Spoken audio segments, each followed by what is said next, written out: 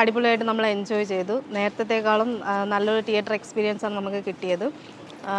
അതുപോലെ ഫാൻസിൻ്റെ വൈബും നല്ലതുപോലെ നമ്മൾ എൻജോയ് ചെയ്തു. സൗണ്ട് ആയിരുന്നാലും ഫിലിമിൻ്റെ ക്ലാരിറ്റി ആയിരുന്നാലും എല്ലാം പക്കയായിരുന്നു. നല്ല അടിപൊളിയായിട്ട് തന്നെ നമ്മൾ ഫിലിം എൻജോയ് ചെയ്തു. നല്ലൊരു വൈബ് ഉണ്ടായിരുന്നു. തിയേറ്ററിൽ കണ്ടിട്ടുള്ള സിനിമ തന്നെയായിരുന്നു. പക്ഷേ അതിനേക്കാളും കൂടുതൽ നമ്മളിവിടെ എൻജോയ് ചെയ്തു. കാരണം നമുക്ക് അന്നൊന്നും ഫാൻസ് ആണെങ്കിലും നമുക്ക് ഇറങ്ങി നിന്ന് നമുക്ക് ഡാൻസ് കളിക്കാനോ ഒന്നും പറ്റുന്നില്ല. പക്ഷേ ഇപ്പോൾ നമുക്ക് തിയേറ്ററിനകത്ത് നമുക്ക് ഡാൻസ് ചെയ്യാനും എല്ലാത്തിനും നമുക്ക് എൻജോയ് ചെയ്യാൻ നല്ലതുപോലെ നമ്മൾ പൊളിച്ചടുക്കിയിട്ടുണ്ട്. എന്തായാലും നമുക്ക് അങ്ങനെ തോന്നിയിട്ടില്ല. പഴയ പടമാണെങ്കിലും കുറേ വർഷത്തിന് ശേഷം ആ ഒരു തിയേറ്റർ എക്സ്പീരിയൻസ് അത് ഭയങ്കര ഒരു എക്സ്പീരിയൻസ് ആയിരുന്നു. ഇതൊരു റീ റിലീസായിട്ടേ തോന്നുന്നില്ല.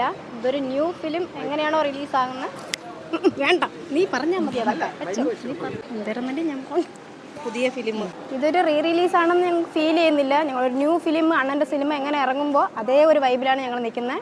ഇപ്പോഴും ഞങ്ങൾക്ക് ആ ഒരു എക്സൈറ്റ്മെൻറ്റിൽ ഞങ്ങളിതുവരെ പുറത്ത് വന്നിട്ടില്ല. വളരെ സന്തോഷം, എൻജോയ്മെൻറ്റ് ചെയ്തു ആണ് ഞങ്ങൾ. പക്ഷേ ഇന്ന് കേക്ക് കട്ട് ചെയ്തു. ഞങ്ങൾ അഡ്വാൻസ് ആയിട്ട് ഞങ്ങൾ ബർത്ത്ഡേ കൊണ്ടായിരിക്കും. ഞങ്ങൾ ബർത്ത്ഡേ ആയിട്ടല്ല, അല്ലാണ്ട് തന്നെ നമ്മൾ ഓൾറെഡി ചാരിറ്റിയും കാര്യങ്ങളെല്ലാം നമ്മളെ ഫാൻസ് വഴി നമ്മൾ വിജയ് മക്കളെയൊക്കെ ഇപ്പോൾ TV-ക്ക് ആയിട്ട് മാറിയിട്ടുണ്ട്.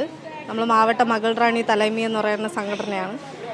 അപ്പം നമ്മൾ നല്ല രീതിയിൽ തന്നെ ഇപ്പം ബർത്ത്ഡേ അല്ലെങ്കിൽ പോലും നമ്മൾ വെൽഫെയർ കാര്യങ്ങളൊക്കെ ചെയ്യുന്നുണ്ട്. ഒരു പടം ഇറങ്ങുമ്പോൾ തന്നെ നമ്മൾ റിലീസ് മുതൽ എല്ലാ കാര്യത്തിനും ഇപ്പം അണ്ണം വന്നത് മുതലായിരുന്നാലും ഇപ്പം ഇവിടെ ട്രിവാൻഡ്രത്ത് വന്നിട്ടുണ്ടായിരുന്നു. ആ സമയത്ത് നമ്മൾ എയർപോർട്ട് മുതൽ പോകുന്നത് വരെയും പുള്ളിയുടെ ഒപ്പം തന്നെ ഉണ്ടായിരുന്നു. നമ്മൾ ഷൂട്ടിനെല്ലാം നല്ല സപ്പോർട്ടായിട്ടുണ്ടായിരുന്നു.